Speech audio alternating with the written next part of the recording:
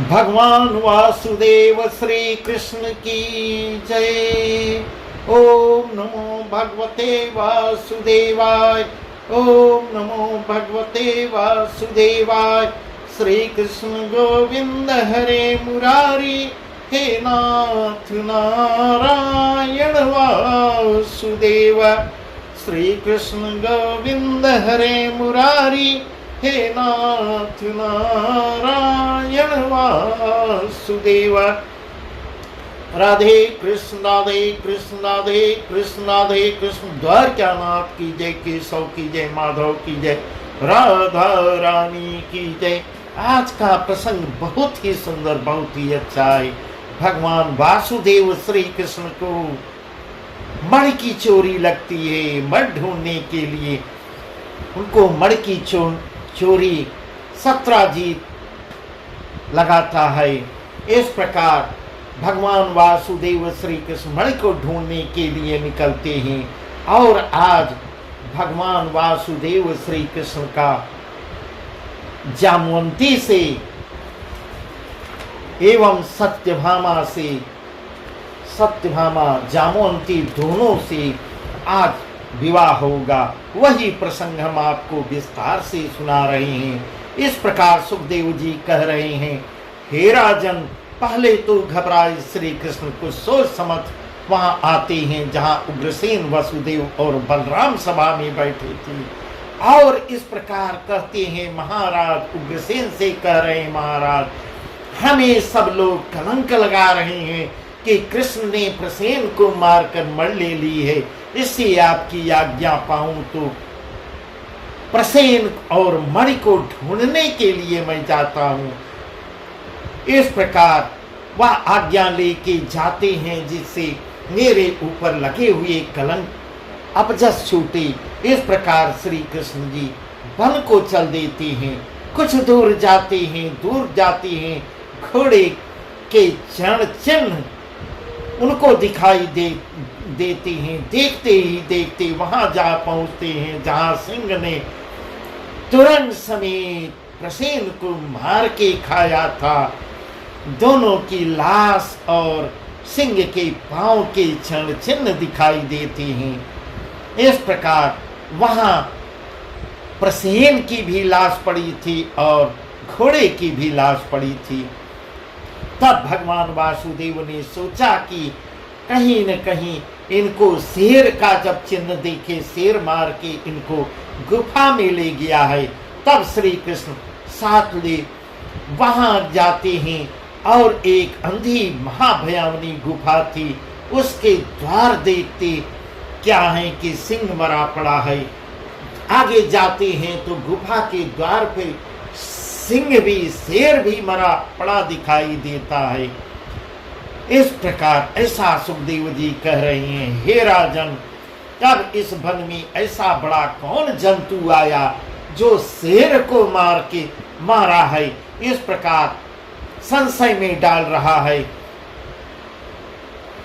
मणि को ले गुफा में बैठा है। अब इसका कुछ उपाय नहीं। जहां तक ढूंढने का धर्म था वहां तक आपने ढूंढा। इस प्रकार भगवान वासुदेव के साथ जो लोग गए थे वह कह रहे हैं, हे वासुदेव श्री कृष्ण, अब जहां तक आपको ढूंढना था आप ढूंढे। हम लोग प्रत्यक्षदर्शी हैं, साथ में हैं। अब आप यहाँ से वापस चलिए, कहाँ ढूंढेंगे? आपने अपनी धर्म का पालन किया है, तुम्हारा कलंक छूटा। प्रसेन भी सबके आँख के सामने मरा दिखाई दे रहा है, उसका अश्व भी दिखाई दे रहा है। आगे बढ़ने पर शेर भी मरा दिखाई देता है। नाहर के सिर पर अबजस पड़ा। श्री कृष्ण जी बोलते हैं, चलो हम इस गुफा के अंदर जाते हैं। गुफा में घुस के देखते हैं कि नाहर को मार मणि कौन ले गया। शेर से बड़ा जंगल में कौन आ गया जो इसको मार के और मणि को लिया है। ऐसे तब सब बोलते हैं, महाराज यह बहुत भयावनी गुफा लग है। इसको देखते ही भय लग रहा है, देखते ही हमें डर लग रहा है। उसमें कैसे घुसेंगे? और हम लोग यही सलाह देंगे कि आप भी इस गुफा में ना जाइए, अब घर को वापस चलिए। हम सब लोग नगर में चल के सबको बता देंगे कि प्रसेन को सिंह ने मारा और मणि ली, और सिंह को पता नहीं कौन मारा है, जाके प्रत्यक्ष देख सकते हो। इस प्रकार इस अति डरावनी और अंधेरी गुफा थी, उसमें वह सब हम सब अपनी आंखों से देख आए हैं। श्री कृष्ण जी तब बोलते हैं कि मेरा मन तो केवल मुझको मणि दिखाई दे रही है, मेरे ऊपर जो कलंक लगा है वह दिखाई दे रहा है। तुम लोग इंतजार करो, मैं अकेला गुफा में जाता हूँ, 10 दिन पीछे आऊंगा, तुम 10 दिन तक यहाँ मेरा इंतजार करिएगा। इसमें अगर विलंब हो जाए तो घर को वापस जाके संदेशा कहिएगा। ऐसी जब भगवान हरि के मुंह से बात निकलती है, इसमें अंधेरी भयावनी गुफा में बैठ जाते हैं और चले वहां पहुंचते हैं जहां जामवंत सो रहे थे, और उसकी जामवंत की स्त्री अपने लड़की को खड़ी पालने में झुलाती थी। वह प्रभु को देख भय से पुकारती है, भयभीत होती है कि इस गुफा के अंदर कौन चला आ रहा है। इस प्रकार जामवंत जागते हैं और जामवंत आगे पीछे कुछ सोचते नहीं, जाके प्रभु हरि से लिपट जाते हैं और दोनों के बीच में मल्लयुद्ध होने लगा। जब जामवंत का कोई धाव पेच नहीं चला, बहुत दिन तक मल्लयुद्ध हुआ है। जब हरि पर उनका कोई दांव नहीं चला, तब जामवंत मन ही मन विचार करने लगे कि मेरे बल के तो हैं लक्ष्मण और राम, और तीसरा कौन आ गया। इस प्रकार अपने बल को सोचते हैं और इस प्रकार सोच रहे हैं कि मुझको केवल राम और लक्ष्मण ही परास्त कर सकते हैं, और इस संसार में कोई बलि ऐसा पैदा ही नहीं हुआ जो मुझसे मल्लयुद्ध करे, मुझसे संग्राम कर सकता है। ऐसा जामवंत लड़ते मन में ही विचार कर रहे हैं, क्योंकि प्रभु के ऊपर उनकी कोई दांव पेंच नहीं चल पा रही है। तब जामवंत प्रभु का ध्यान करते हैं और कहते हैं, ठाड़ो भयो जोरी के हाथ, ठाड़ो भयो जोरी के हाथ, बोलो दरस देहु भगवान। दोनों हाथ जोड़ के खड़े हो जाते हैं, स्तुति करते हैं, हे प्रभु आप असली रूप में आइए, दर्शन दीजिए। अंतर्यामी तुम जाने, लीला देखत ही पहचाने। अंतर्यामी मैं तुम जाने, लीला देखत ही पहचाने। भली कर लीन हो अवतार, करियो दूर भूमि की भार। इस प्रकार जामवंत जी स्तुति कर रहे हैं, हे अंतर्यामी, मैं तुमको अंदर से ही जान लिया, आपकी लीला ही देख के मैं पहचान लिया। मुझे परास्त करने वाला तीसरा कोई पृथ्वी पर नहीं है।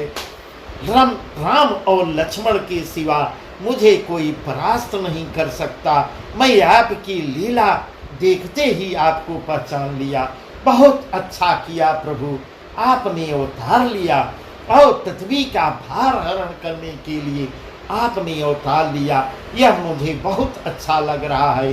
हे प्रभु, मैं आपका वही रूप देखना चाहता हूँ, असली रूप में आइए। त्रेता युग ते यही ठौर रहो, त्रेता युग ते यही ठौर रहो, नारद भेद तुमरो कहो। मड़के की जय प्रभु ते आई, मड़के की जय प्रभु ते आई, तब ही तो को दर्शन दे हैं, तब ही तो को दर्शन दे हैं, तब ही तो को दर्शन दे हैं। इस प्रकार मुझे नारद ऋषि ने पहले ही बता दिया था। त्रेता युग से मैं यहीं अपना निवास बनाया हूँ और त्रेता युग से मैं यहीं रह रहा हूँ। नारद जी अपना आपका कुछ रहस्य हमको बता दिए कि यहीं रहना, मर के लिए प्रभु आएंगे, आएंगे यहाँ पे जरूर आएंगे, तब तुमको हे जामवंत जी, तब तुमको उनका दर्शन होगा। इस प्रकार वह बात अब मुझको याद आती है। इस प्रकार सुखदेव जी कह रहे हैं, हे राजन, हे राजन, जिस समय जामवंत ने प्रभु को ऐसा बखाना, ऐसी स्तुति की, उस समय श्री मुरारी भक्ति हितकारी ने जामवंत की लगन एवं इच्छा को देखते हुए और निराश न करते हुए मन ही मन प्रसन्न हो जाते हैं, मन ही मन उनकी लगन को देख के प्रसन्न हो जाते हैं और प्रभु लीलाधारी राम रूप में आ जाते हैं। इस प्रकार धनुष बाण लेकर दर्शन देती हैं। तब जामवंत ने साष्टांग प्रणाम करके दोनों हाथ जोड़कर अदीनता से कहा, हे कृपा सिंधु, हे दीनानाथ, जो आपकी आज्ञा पाऊं तो अपना मनोरथ मैं कर सुनाऊं। इस प्रकार जामवंत प्रभु से विनय कर रहे हैं, प्रभु मेरी विनती सुनो। तब भगवान वासुदेव कहते हैं, तो अच्छा कहो क्या कहना है। तब जामवंत ने कहा, पतित पावन दीनानाथ, मेरे चित्त में ये है कि यह कन्या जामवंती आपको ब्याह दूं और जगत में जस बड़ाई लूं।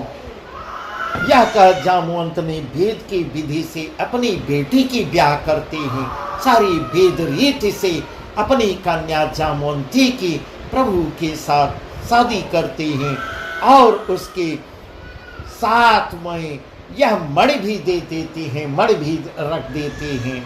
इस प्रकार सुखदेव जी कह रहे हैं, हे राजन, श्री कृष्ण जी आनंद कंद को मणि समेत जामवंती को ले गुफा से चल देते हैं और जो यादव गुफा के मुंह पर खड़े थे, उन्हें जब 28 दिन बीत गए, 10 दिन के लिए प्रभु ने कहा था 10 दिन इंतजार करना, इधर 28 दिन बीत जाते हैं और प्रभु नहीं आए। इस प्रकार वह निराश होके अनेक प्रकार की चिंता करते हुए रोते बिलखते पीड़ते द्वारका को आते हैं। समाचार सपा के यदुवंशी बहुत घबराते हैं और श्री कृष्ण का नाम ले महाशोक करने लगते हैं और सारे रनिवास में कोहराम पड़ जाता है। इस प्रकार ऐसा सुखदेव जी कह रहे हैं, हे राजन, उसका निदान सब रानियां अति व्याकुल हो जाती हैं। इस प्रकार छीन बीन हो जाती हैं, उनका मन मलिन राजमंदिर में सन्नाटा हो जाता है। निकल कर रोती पीटती वहां आई जहांनगर के बाहर एक कोस पर देवी का मंदिर था, वहां माँ गौरी को मनाती है, माँ गौरी की स्तुति करती हैं और सिर झुका के सिर नवा के पूजा करती हैं। हे माँ गौरी, हे देवी, तुझे सुर नर मुनि सब तुम्हारा ध्यान करते हैं, तुम्हारी स्तुति करते हैं। हे माँ, तुझसे जो वर मांगते हैं वह मन इच्छित फल पाते हैं। तो भूत भविष्य वर्तमान सबकी ज्ञाता हो, सब बात जानती हो, ऐसा मेरे मन को सच बताओ, श्री कृष्ण आनंद कंद कब आवेंगे, कब आवेंगे। इस प्रकार माँ गौरी से मन्नत मांगती हैं, स्तुति करती हैं, प्रश्न करती हैं। माँ गौरी से पूछती है, हे माँ, मुझे जिद कर लेती है, माँ मुझे बताओ श्री कृष्ण जी कब आएंगे। महाराज इस प्रकार कह रहे हैं वह सुखदेव जी, हे राजन, तब सब रानियों तो देवी के द्वार पर धरना दे के इस प्रकार माँ गौरी के मंदिर में धरने पर बैठ जाती हैं, इस प्रकार मना रही हैं। इधर उग्रसेन और बलराम आज सब यादव इतने चिंतित हो बैठे हैं कि इसी बीच भगवान वासुदेव श्री कृष्ण द्वारकावासी हंसते हंसते जामवंती को लिए हुए द्वारकानाथ जामवंती को लिए आके राजसभा में खड़े हो जाते हैं। भगवान वासुदेव श्री कृष्ण की जय, माँ जामवंती की जय। प्रभु का चंद्रमुख देखकर सबको आनंद होता है और यह शुभ समाचार पाकर सब रानियां जो देवी माँ गौरी के पूजन करने को गई और इस समय अब मंगलाचार शुरू कर दी, मंगलाचार करने लगी।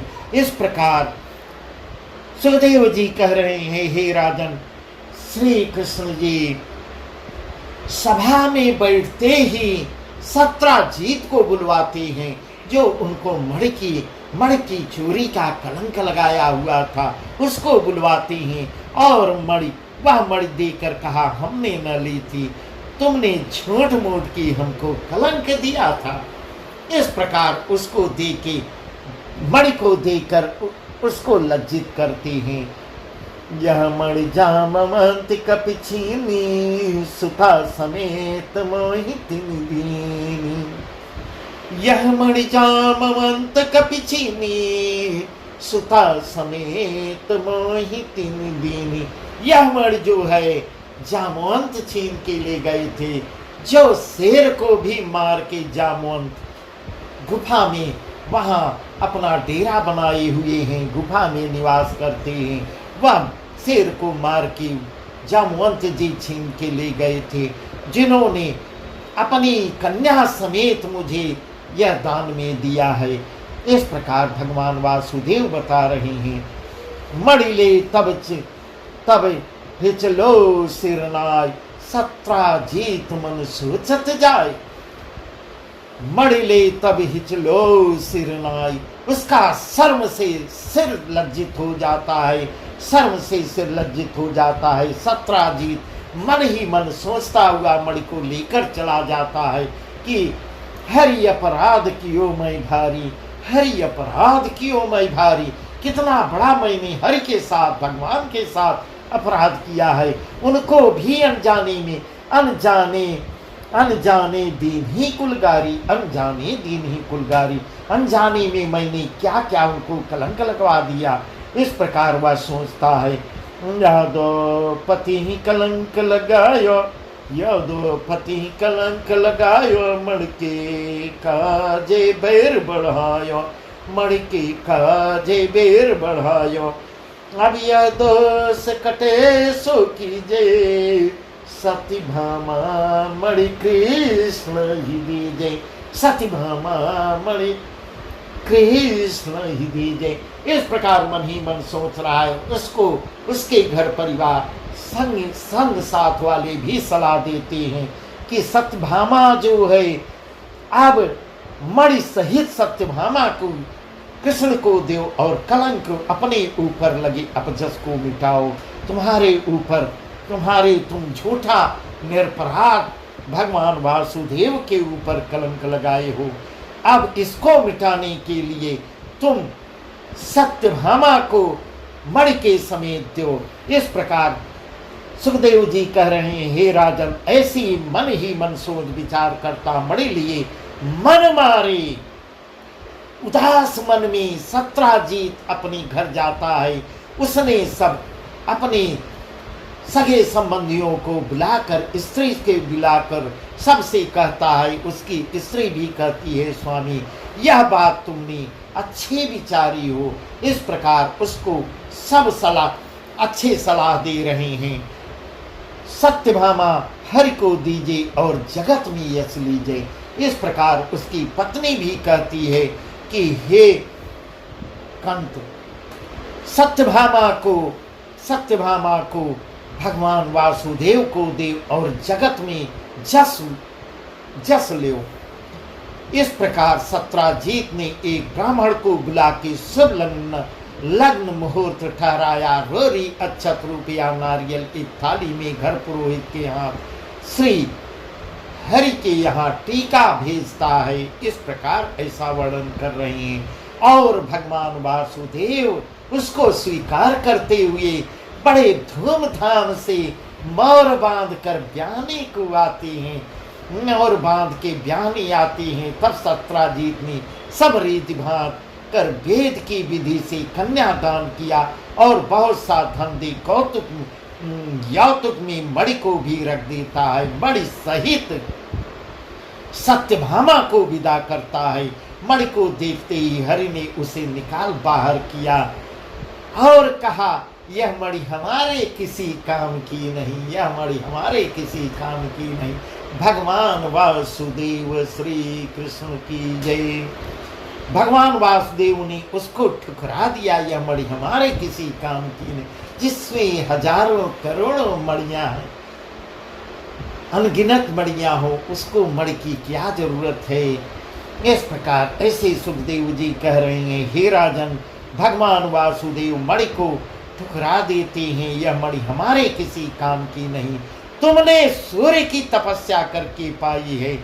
तब सत्राजीत मणि ले शर्मा गया और श्री हरि के सत्यभामा को ले गाजे बाजे से अपने धाम को जाती हैं और सत्यभामा समेत राज मंदिर में जा विराजती हैं। ऐसा कर परीक्षित जी ने सुखदेव जी से पूछा। परीक्षित जी प्रश्न कर रहे हैं, हे सुखदेव जी, हरि को कलंक क्यों लगा, सो मुझको बताओ। तब सुखदेव जी कहते हैं, चांद चौथ को देखिए मोहन भादो मास।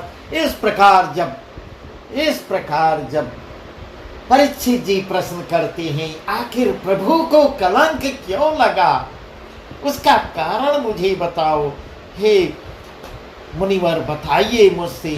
तब सुखदेव जी कह रहे हैं, राजन सुनो, चांद चौथ को देखिए मोहन भादो मास, ताते लग कलंक यह यतिमन भयो उदास। भादो मास की चौथ को जो चंद्रमा को देखता है उसको कलंक लगता है। यह सब उन्हीं का विधान है, प्रभु का ही विधान है, उन्होंने ही आशीर्वाद दिया है, इसलिए उन्होंने देख लिया था और उनको कलंक लग गया।